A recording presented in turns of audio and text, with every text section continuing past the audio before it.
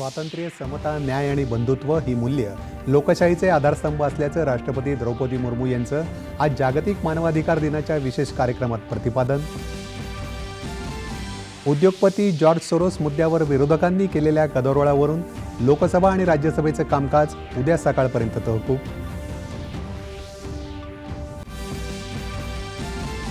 Soros यांच्यासोबतचे संबंध काँग्रेसनं स्पष्ट करावेत. जे.पी. नड्डा यांच्यासह सत्ताधाऱ्यांचं काँग्रेसला आव्हान.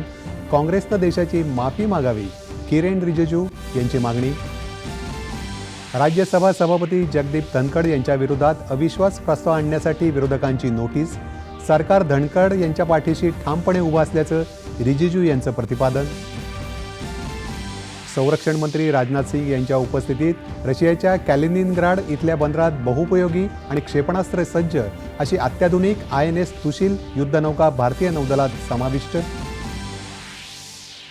7व्या स्मार्ट इंडिया हॅकेथॉनच्या अंतिम फेरीत सहभागी होणाऱ्या युवकांशी उद्या पंतप्रधान साधणार संवाद. राज्यातल्या 4 केंद्रासह एकूण 51 नोडल केंद्रांवर एकाच वेळी रंगणार स्पर्धा.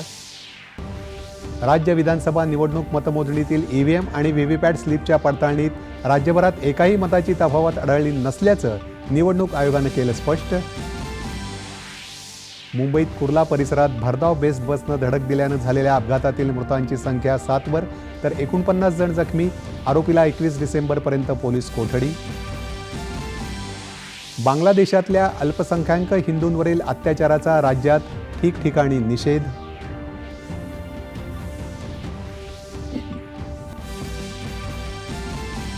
आणि राज्याचे माजी राज्यपाल पद्मविभूषण SM कृष्णा यांचं आज पहाटे बंगळुरू इथं निधन.